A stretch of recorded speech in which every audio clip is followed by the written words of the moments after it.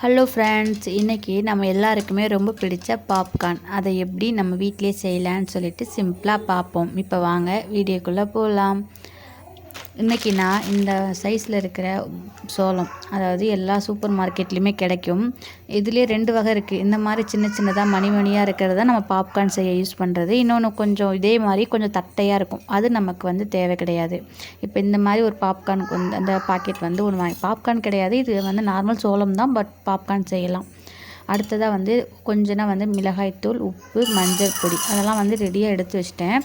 இப்போ ஒரு பாத்திரத்தில் சூடு பண்ணிவிட்டு கொஞ்சம் எண்ணெய் ஊற்றிக்கலாம். ஒரு கை அளவுக்கு இன்றைக்கி நான் சோளம் எடுத்திருக்கேன். அந்த சோளத்தை எண்ணெய் சூடானதுக்கப்புறம் போட்டுட்டு கொஞ்சம் இந்த சோளம் ஹீட் ஆகட்டும். ஹீட் ஆகிற வரைக்கும் கிளறி கொடுத்துக்கலாம். இப்போ இது ஹீட் ஆக ஆரம்பித்ததும் நம்ம ஃப்ளேம் லோ ஃப்ளேம் பண்ணிவிட்டு நம்ம ஆல்ரெடி எடுத்து வச்சுருந்த உப்பு, லைட்டாக காரத்துக்கு ஏற்ற மாதிரி எந்த மசாலா உங்களுக்கு மசாலா காரம் வேணுன்னா மசாலா கூட போட்டுக்கலாம். இன்றைக்கி ஜஸ்ட்டு நான் உப்பும் லைட்டாக ஒரு காரம் போட்டு செய்ய போகிறேன். அதனால் அதை போட்டுட்டு கிண்டி கொடுக்க ஆரம்பித்தோம் அப்படின்னா இந்த மாதிரி பொரிய ஆரம்பிக்குது பாருங்கள். இந்த பொரியிற ஸ்டேஜில் நம்ம கரெக்டாக குக்கர்லேயும் நீங்கள் செய்யலாம், வடை சட்டியில் செஞ்சாலும் அதுக்கான தட்டை போட்டு மூடிடலாம். இன்றைக்கி நான் பால் குக்கரில் தான் செய்கிறேன், அதனால் நான் அந்த பாத்திரத்தை போட்டு மூடி வச்சிட்டேன். ஏன்னா மேலே தெரித்து வேஸ்ட் ஆகிடும். இப்போ பாருங்கள், ரொம்ப சூப்பராக நான் எதுவுமே பண்ணல, ஜஸ்ட்டு ஒரு 5 மினிட்ஸ் ரெசிபின்னு கூட சொல்ல முடியாது.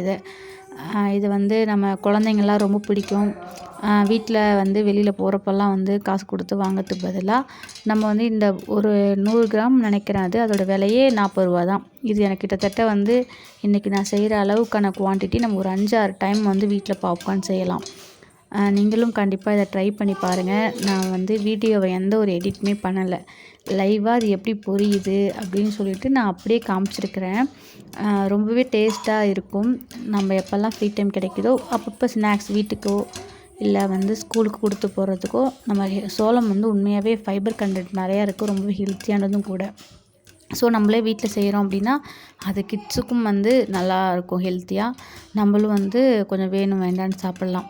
இப்போ பாருங்கள், ஒரு கை அளவுக்கு தான் சோளம் போட்டேன், ஆனால் நமக்கு இந்த பாத்திரம் ஃபுல்லாமே நிறைஞ்சிருச்சு. இப்போ மலைன்னு நல்லா பொரிஞ்சு வருதுங்களா. இப்போ ஸ்டாப் ஆகிடுச்சின்னு சொல்லிட்டு நான் எடுத்துட்டேன். கடைசியாக கூட 2 வெடிச்சிச்சு. இந்த அளவுக்கு நல்லா பூ மாதிரி மலர்ந்துருக்கு பாருங்கள். இது நமக்கு சீக்கிரமே பாப்கார்ன் இப்போ ரெடி ஆகிடுச்சிங்களா. இப்போ நான் வேறு பாத்திரத்தில் உங்களுக்கு காமிச்சிட்டு காட்டுறேன் பாருங்கள். நமக்கு ஒரு சோளம் கூட பொரியாமல் இல்லை.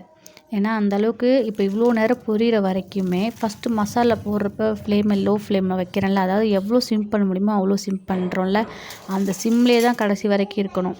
நம்ம ஃப்ளேம் அதிகமாக வச்சோன்னா நம்ம போட்ட மசாலா கரைஞ்சிட்டு அப்புறம் கார்ன் சாப்பிட்றதுக்கும் நல்லா இருக்காது. அதனால் இப்போ பாருங்கள், ரொம்ப சூப்பராக இருக்குது, பூ போல் இருக்குது எல்லாமே, அதே சமயத்தில் டேஸ்ட்டாகவும் இருக்குது. நீங்கள் கண்டிப்பாக ட்ரை பண்ணி பாருங்கள். என்னுடைய சேனலை நீங்கள் இதுதான் ஃபஸ்ட் டைம் விசிட் பண்ணுறீங்கன்னா சப்ஸ்கிரைப் பண்ணுங்கள். வீடியோ பிடிச்சிருந்தால் லைக் பண்ணுங்கள். ஃப்ரெண்ட்ஸ் அண்ட் ஃபேமிலிக்கு ஷேர் பண்ணுங்கள். Bye friends.